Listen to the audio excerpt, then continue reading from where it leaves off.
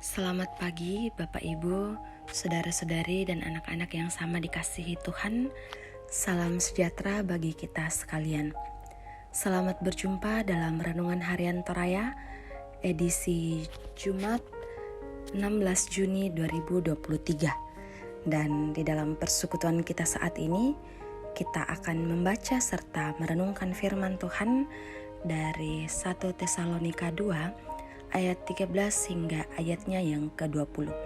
Namun sebelum itu, mari kita minta hikmat dari Roh Kudus di dalam doa. Kita berdoa. Bapa di sorga, kami mengucap syukur atas kehidupan baru yang Tuhan telah anugerahkan kepada kami.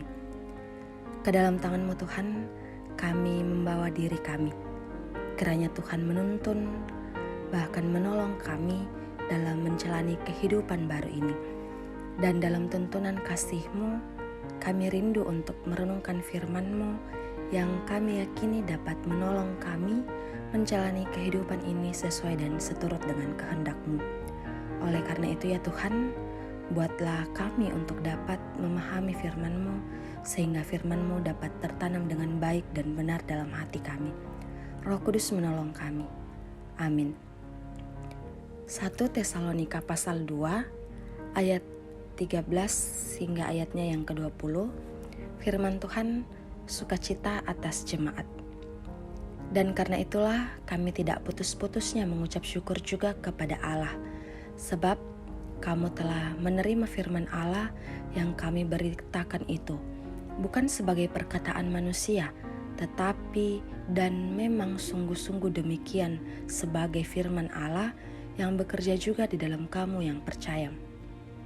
Sebab kamu saudara-saudara telah menjadi penurut jemaat-jemaat Allah di Yudea, jemaat-jemaat di dalam Kristus Yesus, karena kamu juga telah menderita dari teman-teman sebangsamu segala sesuatu yang mereka derita dari orang-orang Yahudi.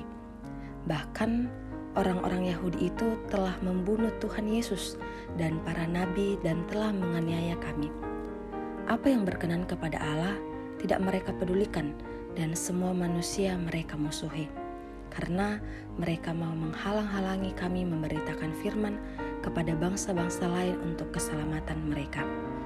Demikianlah mereka terus-menerus menambah dosa mereka sampai genap jumlahnya, dan sekarang murka telah menimpa mereka sepenuh-penuhnya.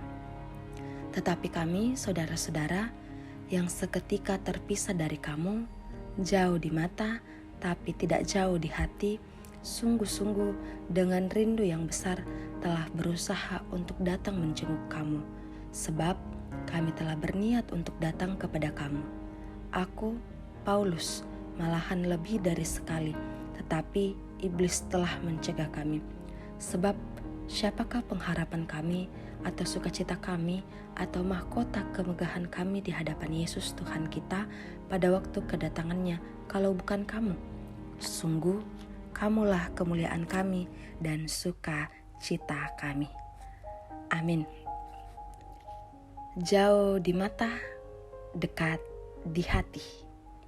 Itulah tema dari perenungan kita pada pagi hari ini. Bapak, Ibu, saudara-saudari dan anak-anak yang sama dikasihi Tuhan, kadang kita merasa prihatin dan kadang juga membuat kita marah ketika mendengar atau melihat sesama orang percaya di beberapa tempat mengalami tekanan, intimidasi, bahkan penganiayaan dari orang-orang yang memusuhi orang Kristen. Namun, kita juga merasa bersyukur dan bersukacita ketika mendengar dan menyaksikan mereka tetap sabar dan setia. Bahkan, ada yang justru makin bersemangat dalam keimanannya. Rasul Paulus punya pengalaman hidup bersama dengan orang-orang yang ada di Tesalonika, khususnya mereka yang telah menerima Kristus saat Paulus memberitakan Injil di sana. Dari awal, Paulus sudah tahu bagaimana sebagian dari orang-orang Tesalonika menolak Paulus dan Injil yang diberitakan. Itulah sebabnya Paulus tetap mengingat mereka yang sudah percaya kepada Kristus. Di satu pihak, Paulus bersyukur atas pertobatan mereka dan menerima Injil.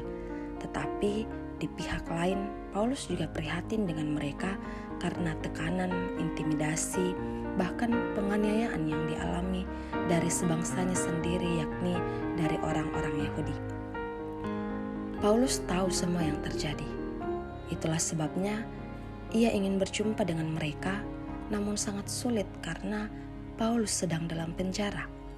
Untuk memberi semangat dan keteguhan iman bagi mereka, Paulus mengirim surat yang isinya ucapan syukur kepada Allah atas keteguhan mereka dalam iman, sekaligus meyakinkan mereka bahwa memang itu akan terjadi, tapi akan tiba waktunya murka Allah akan dinyatakan bagi mereka. Paulus meyakinkan mereka bahwa sesungguhnya mereka tetap dekat, bahkan ada di dalam hati mereka.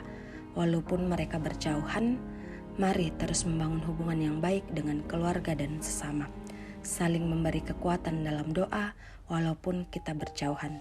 Jarak bukan halangan untuk tetap hidup dalam persekutuan dengan Kristus. Amin. Mari berdoa. Bapa dalam kerajaan surga, kami mengucap syukur atas waktu yang Tuhan telah berikan kepada kami, di mana kami dapat merenungkan firman-Mu di dalam persekutuan kami melalui renungan harian Toraya yang indah ini. Kami sungguh menikmati akan kebenaran firman-Mu yang telah kami renungkan bersama. Kami percaya ya Tuhan, bahwa walaupun di dalam menjalani kehidupan ini kami mungkin terpisahkan oleh jarak, tetapi kami saling memberi kekuatan di dalam doa yang terbentang oleh jarak. Oleh karena itu ya Tuhan, kiranya kami senantiasa dipersatukan dalam persekutuan dengan Kristus. Bapa di dalam kerajaan surga, kami serahkan kehidupan kami dalam hari baru yang Engkau anugerahkan. Tuntun kami ya Tuhan, agar kami selalu hidup sesuai dan seturut dengan kehendak-Mu. Kiranya Engkau mengaruniakan kami kekuatan dalam menghadapi tantangan-tantangan yang akan kami hadapi dalam menjalani kehidupan ini, baik di dalam rumah tangga, pekerjaan, pelayanan, tugas dan tanggung jawab, bahkan anak-anak di dalam pendidikan yang mereka tempuh untuk meraih cita-cita. Kiranya ya Tuhan, Engkau senantiasa mengaruniakan kami sukacita dalam menjalani kehidupan ini, sehingga kami dapat menjalaninya dengan penuh damai sejahtera dalam keadaan apapun hidup kami. Ya Tuhan, inilah doa kami, ampuni segala dosa kami, di dalam nama-Mu kami telah berdoa. Amin. Bapak, Ibu, saudara-saudari, dan anak-anak yang sama dikasihi Tuhan, percayalah bahwa kita dipersatukan di dalam kasih Kristus dan terimalah berkat Tuhan. Kiranya Allah mengasihani kita dan memberkati kita, kiranya Ia menyinari kita dengan wajah-Nya. Amin. Demikianlah kebersamaan kita dalam renungan harian Toraya. Selamat pagi, selamat menikmati kehidupan baru hari ini. Tuhan memberkati.